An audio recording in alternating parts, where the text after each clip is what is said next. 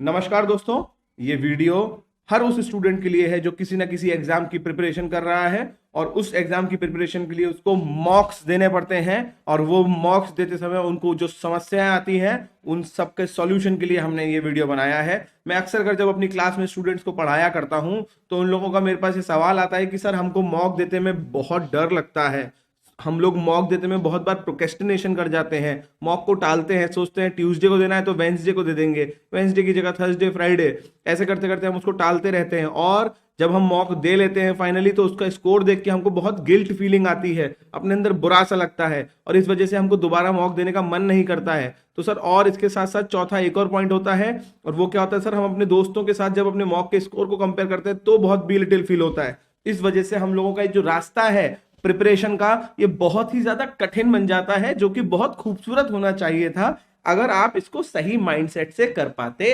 तो आपको सबसे पहले याद रखना पड़ेगा दोस्तों, हम लोग जब एग्जाम की तैयारी कर रहे होते हैं, हम लोग जिंदगी में किसी भी चीज की तैयारी कर रहे होते हैं, ज्यादा बड़ा हमेशा रास्ता होता है दोस्तों, मंजिल से बहुत बड़ा हमेशा रास्ता होता है दोस्तों, क्योंकि वो बहुत लंबे समय का होता है। तो आपको अपना रास्ता हमेशा बहुत खूबसूरत रखना पड़ेगा, तभी आपकी मंजिल खूबसूरत हो सकती है। तो ये वीडियो अगर आपको समझना है कि किस तरीके से आपको अपने मॉक को हमेशा अच्छे मन से देना है, कैसे आपका मॉक आपको बहुत फायदा करे आपकी तैयारी में, किस तरीके से आपका माइंडसेट अच्छा रहे, कैसे आप खुश रह पाए अपनी प्रिपरेशन के टाइम पे, तो ये वीडियो पूरा देखिएगा। हम यहाँ पे आपको स्टेप बाय स्टेप समझाएंगे कि प्रॉब्लम क्या है, प्रॉब्लम का रीजन क्या है और उसका सॉल्यूशन क्या है। तो चलिए दोस्तों समझना शुरू करते हैं। सबसे पहले प्रॉब्लम को एक तरफ से ऑपरेशन करके प्रॉब्लम का तो हम समझते हैं क्या क्या पॉइंट्स हैं जो एग्जैक्ट प्रॉब्लम में होते हैं। पहला प्रॉब्लम का स्टेटमेंट होता है दोस्तों, मॉक देने से पहले डर लगना और उसकी वजह से प्रोक्रेस्टिनेशन होते रहना। प्रॉब्लम का दूसरा पॉइंट होता है दोस्तों, मॉक देते टाइम अंदर से बुरा फील होना, मॉक देते समय गिल्ट फीलिंग आना और खुद को जज करते रहना। प्रॉब्लम का तीसरा स्टेटमेंट, मॉक देने के बाद ओवर इमोशनल हो जाना, या तो बहुत दुखी हो जाना या बहुत ज्यादा हैप्पी हो जाना और उसके बाद पढ़ाई नहीं करना, या तो दुखी होकर पढ़ाई नहीं करना, ओवर इमोशनल हो जाना। और जब ये तीनों में से कोई समस्या नहीं आ रही होती है, आपकी जिंदगी सही चल रही होती है, आप खुश रह रहे होते हैं, तब आता है फोर्थ प्रॉब्लम, दैट इज खुद को किसी से कंपेयर कर लो। और एक बार तुमने किसी को अपने आप को किसी से कंपेयर करके अपनी सक्सेस को जज करना शुरू करा, बस तुम्हारी प्रॉब्लम्स दोबारा से चालू। तो दोस्तों ये चार प्रॉब्लम है जो आपको मॉक के टाइम पे आती हैं और उनका सॉल्यूशन कैसे कैसे है ये समझने से पहले हमको उनका रीजन समझना बहुत जरूरी है। तो चलिए समझते हैं वो रीजन, वो 5 रीजन जो कि जरूरी हैं। तो चलिए दोस्तों समझना शुरू करते हैं इसके रीजंस, क्योंकि अगर रीजन समझ में नहीं आए दोस्तों तो सॉल्यूशंस की क्या ही बात करनी। तो चलिए सबसे पहला रीजन समझते हैं ये प्रॉब्लम का क्या है। सबसे पहला रीजन है the habit of self cursing and getting yourself into guilt. हम इसको अगर हिंदी में समझे तो खुद को लगातार कोसने की आदत और खुद को हमेशा परेशान करके गिल्ट में, दुख में ले जाने की आदत। ये पहली वो आदत है जो हमको मॉक देने से या किसी भी प्रोसेस में खुद को ग्रो करने से रोकती है दोस्तों। दूसरा रीजन बहुत important, and that is isolated point of view. When I say isolated point of view, आपको समझना होगा वो क्या होता है। तो एक छोटी सी बात समझें, हम लोग कितनी बार होता है कि अपनी पूरी जर्नी के किसी एक पॉइंट पे अपने आप को पूरी तरह जज करने लगते हैं। हम पूरी इमेज देखना ही नहीं चाहते हैं, हम लोग अपने आप को जज करते हैं किसी एक पर्टिकुलर पॉइंट पे, जबकि आपको पता है it is the context or it is the total picture which is important rather than a particular point of view। तो क्या होता है कि जैसे कि आप मॉक के अंदर जानते हैं किसी एक मॉक में स्कोर खराब आया और आप अपने आप को टोटल उसी पे जज करने लगते हैं, that is isolated point of view. दूसरी ये रीजन होता है। तीसरा रीजन इसके बाद क्या होता है दोस्तों, and that is suffering in imagination. Suffering in imagination is the third reason, जिसका सॉल्यूशन बहुत खूबसूरत है और बहुत सीधा थंब रूल समझाऊंगा मैं आपको उसके सॉल्यूशन के लिए। आप छोटी सी चीज करेंगे आपको हमेशा उसका सॉल्यूशन समझ में आ जाएगा। तो तीसरा सफरिंग इन इमेजिनेशन, वो मतलब आप यहां बैठे हैं और डे ड्रीमिंग में, अरे नहीं हो पाएगा मुझसे, कैसे होगा मेरा सिलेक्शन, हे भगवान, ओ पेपर वाले दिन नहीं हुआ तो क्या होगा मेरी जिंदगी में, ओ आप पूरा पूरा इमेजिनेशन में सफर करने लगते हैं। आप समझ रहे हैं ना। चौथा रीजन दोस्तों, अनकंट्रोल्ड इर्रेशनल बिहेवियर। देखो ध्यान से समझो, टेढ़े मेढ़े थॉट्स, इरेशनल थॉट, हम सबके दिमाग में यदा कदा कभी ना कभी आते हैं, क्यों नहीं आएंगे, आते हैं, सबके आते हैं। व्हाट इज प्रॉब्लमेटिक, समस्या किस चीज से होती है, जब वो अनकंट्रोल्ड आए और हमारे बिहेवियर में फर्क दिखा दें।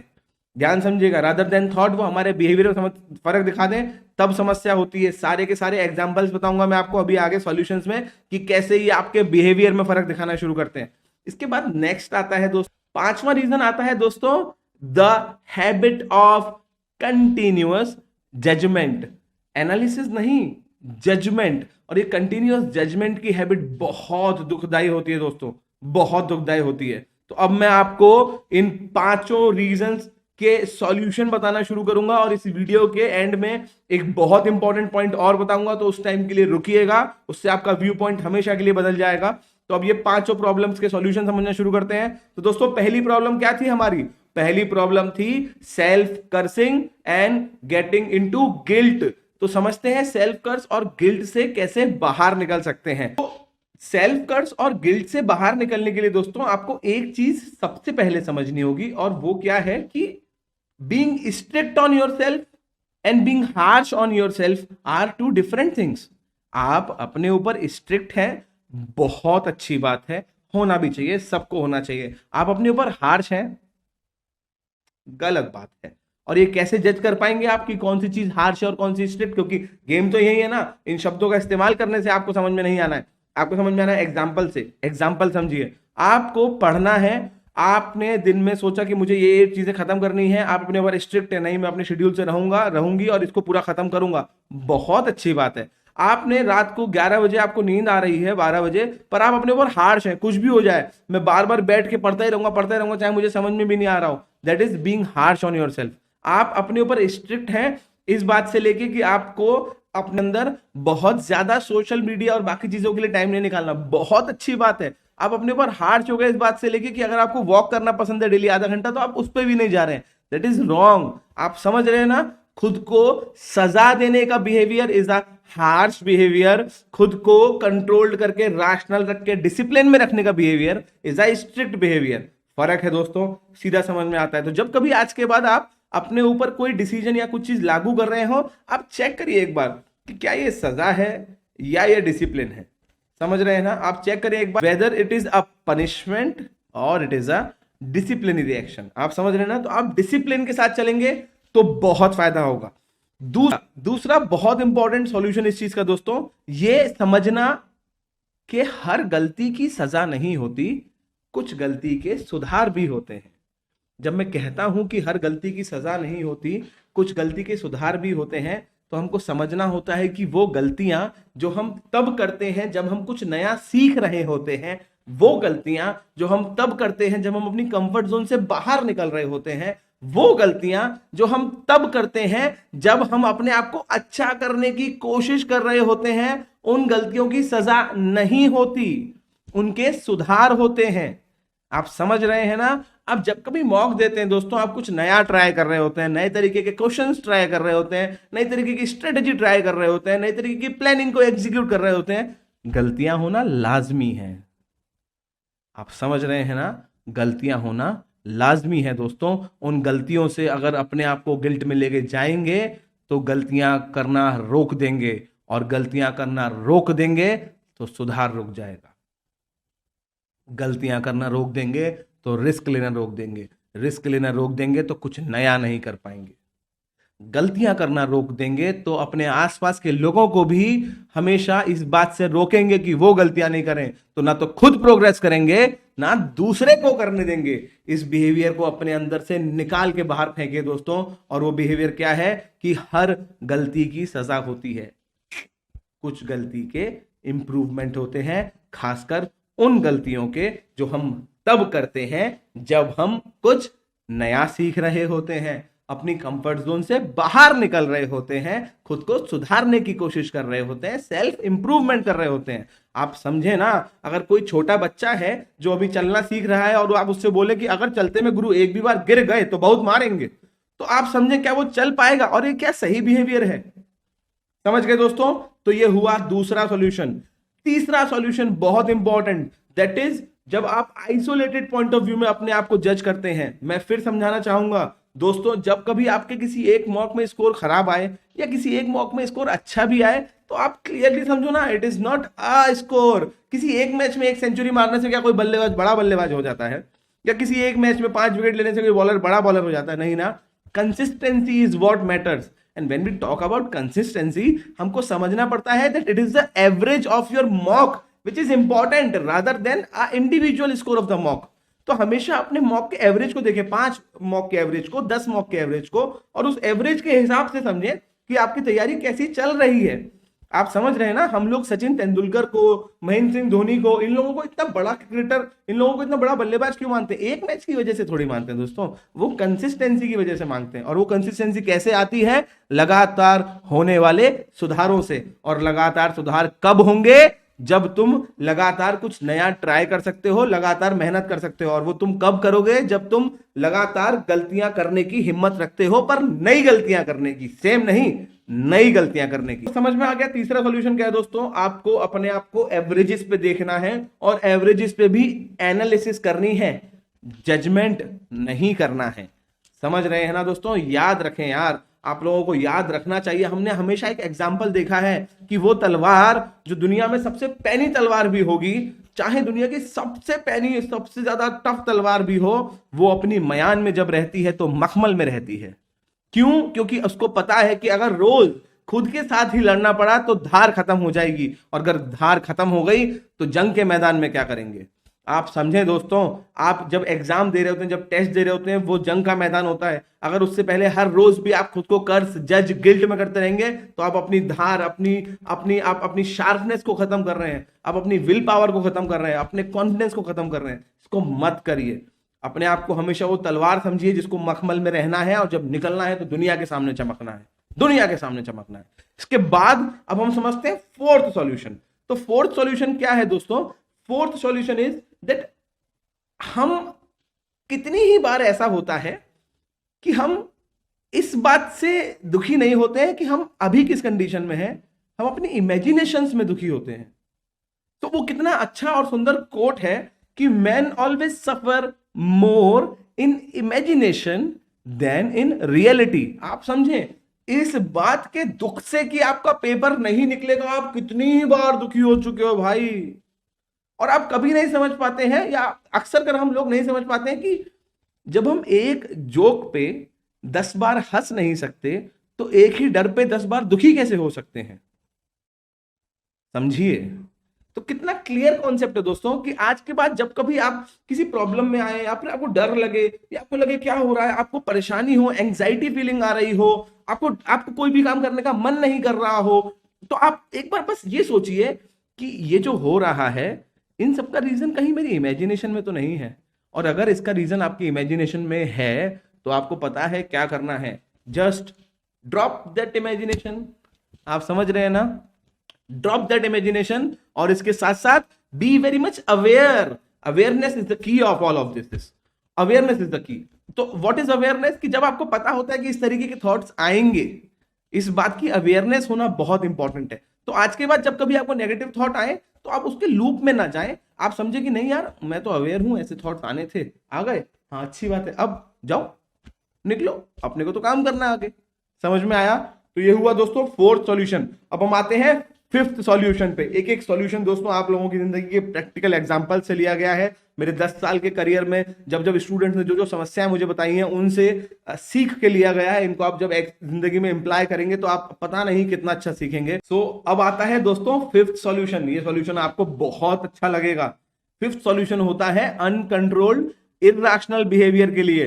तो क्या होता है अक्सर कर जब हमारे मॉक्स में या जब हमारे किसी भी चीज में स्कोर या परफॉर्मेंस खराब रहती है, तो हमारा बिहेवियर क्या होता है? तो आप ऐसे कितने भी लोगों के साथ जब ये बिहेवियर होता है, आप लोग कमेंट बॉक्स में मुझे जरूर बताइएगा कि हाँ हमारे साथ ये वाला बिहेवियर होता है। तो मैं आपको वो बिहेवियर बताना शुरू करता हूं। तो जैसे ही मॉक में नंबर खराब आए, या जैसे ही कुछ भी ऐसा हुआ जो आपकी एक्सपेक्टेशन से उतना अच्छा नहीं है, तो आपका बिहेवियर मेरे नंबर खराब आए हैं, अब से ना बस मैं 4 घंटे सोऊंगा, अब से ना मैं सुबह 4 बजे उठूंगा, अब से ना मैं अपने मन का खाना नहीं खाऊंगा, रहने दो, मैं तो खाना ही नहीं खाऊंगा। अब से मैं अपने दोस्तों से नहीं मिलूंगा, अब से मैं अपने गाने नहीं सुनूंगा, अब से मैं अपनी किताबों को जो मुझे हॉबी के लिए पढ़ना अच्छी लगती थी वो पढ़ना छोड़ दूंगा। अब से हे भगवान मुझे लगता है कि मुझे किसी की नजर लग गई है, वरना मेरा स्कोर ऐसे खराब क्यों होता, ये जलता है मुझसे। अब से मैं भगवान आपके मंदिर आना शुरू करूंगा, अब से मैं ये करूंगा, अब से मैं हर वो चीज करूंगा जो कि फाइनली मेरे रिजल्ट को अच्छा नहीं करेगी, बस उसको डिविएट करने की कोशिश करेगी। और ये सब होता है दोस्तों इररेशनल बिहेवियर। अब आप कहोगे कि इसको कैसे सही करें सर, ये समस्या तो हमको पता ही थी, ये वीडियो तो हम सही करने के लिए देख रहे हैं। बिल्कुल सही बात है। तो इसको सही करने का सीधा एक थंब रूल है यार, सीधा एक थंब रूल है। इसमें से जो भी बिहेवियर तुमको लगता है कि तुम अपने छोटे भाई या छोटी बहन के साथ या अपने बहुत अजीज दोस्त के साथ कर सकते हो, वो खुद के साथ कर लेना। आ रहा है समझ में? क्या तुम्हें लगता है कि तुम्हारे किसी छोटे भाई छोटे बहन का रिजल्ट उतना अच्छा या मौका उतना अच्छा नहीं होगा, तुम उसे कहोगे नहीं अब बस 4 घंटे सोएगा, नहीं अपने मन का खाना नहीं खाएगा? तुम्हें पता है ना क्या लॉजिकल बात है। सो ये जितनी भी भ्रांतियां हैं ना, ये जितने भी व्हाट वी कैन से, ये जितनी भी बातें हैं जो आपको लगती हैं कि इनसे पेपर निकलता ना, पेपर पढ़ने से निकलता है। और केवल पढ़ने से निकलता नहीं, अच्छा पढ़ने से कंपटीशन निकलता है, अच्छी तैयारी समझ के साथ तैयारी करने से कंपटीशन निकलता है। इस वीडियो से पहले हमने एक वीडियो बनाई है, जिस वीडियो के अंदर हमने वो 3 गलतियां बताई हैं जो आप करेंगे, ऊपर आपको हमारे लिंक में मिल जाएगा। अगर आप वो 3 गलतियां करेंगे तो आप जरूर फेल होंगे। तो आप वो गलतियां समझें कि वो गलतियां क्यों नहीं और कैसे नहीं करनी है। पेपर सही स्ट्रेटेजी से निकलता है दोस्तों, पेपर गलतियां सुधारने से निकलता है, इधर उधर की बातें करने से नहीं निकलता है। और जब आप इधर उधर की बात करते हैं तो आपका इसीलिए मॉक देने का मन नहीं करता है। तो अपने साथ इसमें से कोई भी बिहेवियर मत कीजिएगा। और जब आप ये बिहेवियर करेंगे तो आपको फिर से मैं सेम चीज समझाता हूं, आपको अगला मॉक देने का मन नहीं करेगा। क्यों नहीं करेगा? क्योंकि बिल्कुल सीधी बात है ना यार। तुम सोचो, वो काम जो तुमको करने में अच्छा नहीं लग रहा है, वो काम जिसको करते में तुम्हारा दिल दुखी हो रहा है, वो काम जिसको करते में तुमको बाद में भी दुख हो रहा है, वो तुम बार बार क्यों करोगे माँ? समझ रहे हो ना? तो इसीलिए अपने सफर को खूबसूरत बनाओ, मंजिल अपने आप बहुत खूबसूरत बन जाएगी। समझ रहे हो? सेल्फ लव समझो, सेल्फ केयर समझो, खुद की इज्जत समझो, और समझो कि तुम कुछ नया ट्राई कर रहे हो, गलती हो सकती है। तो ये हुआ था 5वां सॉल्यूशन। अब हम आते हैं 6th सॉल्यूशन पे। 6th सॉल्यूशन दोस्तों इज कंटिन्यूअस जजमेंट को कैसे खत्म करें। तो दोस्तों कंटिन्यूअस जजमेंट को खत्म करने का सीधा तरीका होता है उसको सबसे पहले रिकॉग्नाइज करना। जब कभी तुम मॉक दे रहे हो और मॉक देते समय तुम्हारा नंबर तुमको लग रहा है सही नहीं हो रहा, और तुम उसी टाइम पे खुद को बोल रहे हो देखा तू पढ़ता नहीं है ना इसलिए तेरे साथ ऐसा हो रहा है, और मत पढ़, क्यों नहीं करा तूने ऐसा, देख तेरे को नहीं आ रहा, फेल हो जाएगा, तू कुछ नहीं कर पाएगा। तो अपने आप को उस टाइम पे रोको। अब तुम्हारे मन में उस आवाज के साथ एक और आवाज आती है जो तुमको समझाती है कि, और खुद से दिन में जब कभी बुरी तरीके से बात करो तो खुद को टोको कि अपने आप से अच्छे से बात करनी है। अगर तुमको दुनिया के साथ अच्छे से बात करनी है तो तुमको खुद से अच्छे से बात करनी है। अगर तुमको दुनिया से प्यार करना है तो तुमको खुद से प्यार करना है। अगर तुमको दुनिया को अच्छा इंसान समझना है तो तुमको खुद को अच्छा इंसान समझना है मेरे दोस्त। समझ रहे हो ना? तो जब कभी तुम ये कंटिन्यूअस जजमेंट करो तो याद करो कि भाई इस समय मैं पेपर दे रहा हूं, इस समय मैं मॉक दे रहा हूं, इस समय मैं कुछ जज नहीं करूंगा, इस समय मैं बस काम करूंगा। और जज तो मैं करूंगा नहीं ना, जज तो मैं खुद का बन भी नहीं सकता ना, मैं खुद को एनालाइज कर सकता हूं। समझ में आ रहा है ना? तो ये कंटिन्यूअस जजमेंट छोड़ना है।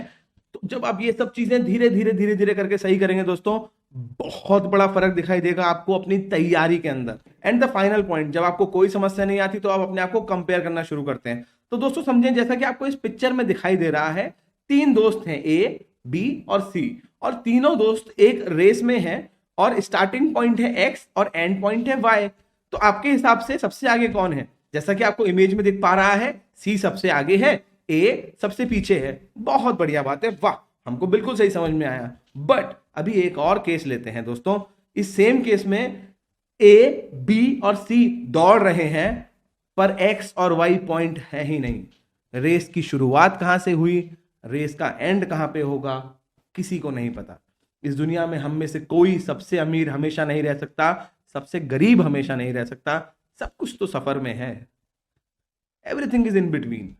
तो जब हम लोग ये समझ लेते हैं कि हमारी तैयारी का पैमाना, हमारी तैयारी के स्टैंडर्ड्स, हमारी तैयारी का ये एनालिसिस कि हम अच्छा कर रहे हैं नहीं कर रहे हैं, इस बात से नहीं होगा कि हमसे आगे पीछे कौन है, इस बात से होगा कि हम अपने प्रीवियस वर्जन से आगे हैं कि नहीं, और हम अपने फ्यूचर वर्जन में आज के वर्जन से अच्छा करेंगे के नहीं। वो कंटिन्यूअस जजमेंट और सॉरी वो कंटिन्यूअस डेवलपमेंट ही आपके सिलेक्शन की सबसे इंपॉर्टेंट गोल्डन की है दोस्तों। तो कंटिन्यूअस सेल्फ डेवलपमेंट सबसे इंपॉर्टेंट है। अगर आपको कंपैरिजन करना भी है तो खुद की पुरानी स्टेज, खुद की आज की स्टेज और खुद की आगे की स्टेज के बीच में करें, ना कि अपनी आज की स्टेज और दूसरे की फ्यूचर, या अपनी पुरानी स्टेज और दूसरे की आज, या अपनी आज की और दूसरे की आज की स्टेज में करें। आप समझ रहे हैं ना दोस्तों। तो आज के बाद याद रखें कि ये जो जीवन की रेस है, इसकी शुरुआत और अंत किसी को पता नहीं, तो कौन कब कहां जीतेगा पता नहीं। समझ रहे हैं? इन पॉइंट्स को याद रखें। ये जो भी वीडियो मैंने आपको बताई है, इसके नोट्स बनाए दोस्तों। It is not only the downloading of a software that is important in your system, it is the installation of the software that is important. And not only the installation per se, what is important is learning how to use it. आपके घर में दुनिया की सबसे अच्छी तलवार होने से फर्क नहीं पड़ता, फर्क इस बात से पड़ता है कि आपको वो चलानी आती है कि नहीं। आप समझ रहे हैं ना? किसी भी टूल को चलाना आता है कि नहीं, ये बहुत इंपॉर्टेंट है। माइंडसेट के lessons are not motivational video, बिल्कुल ध्यान से याद रखिएगा। हम आपको यहां मोटिवेट करने नहीं आए दोस्तों, हम आपको समझाने आए हैं वो टूल देने जिनसे आप खुद को अच्छा बना सकते हैं, अपना कैपेबिलिटी एनहेंसमेंट कर सकते हैं, खुद को और ज्यादा कैपेबल बना सकते हैं, कम समय में अच्छा रिजल्ट ला सकते हैं। और उसको लाने के लिए इन टूल्स की प्रैक्टिस करना बहुत जरूरी है। बस टूल होने से कुछ नहीं होगा दोस्तों। अपना बहुत ध्यान रखिए, इनकी प्रैक्टिस करिए। आप लोगों को ऐसी कोई भी और समस्या हो जो आपको लगता है कि हमें आपको सॉल्व करनी चाहिए, हमारे स्टूडेंट्स हमसे हमारी क्लासेस में पूछते रहते हैं। अगर आपको भी जानना है या आपकी कोई समस्या है तो आप हमें कमेंट बॉक्स में भेजिए, हम जरूर उसको पढ़ेंगे और उसके ऊपर वीडियो बनाने की पूरी कोशिश करेंगे दोस्तों। अपना बहुत ध्यान रखें। ये वीडियो अगर आपको अच्छी लगी है तो इस चैनल को लाइक, सब्सक्राइब, शेयर और बेल आइकन प्रेस जरूर करिए दोस्तों। नमस्कार दोस्तों, जय हिंद।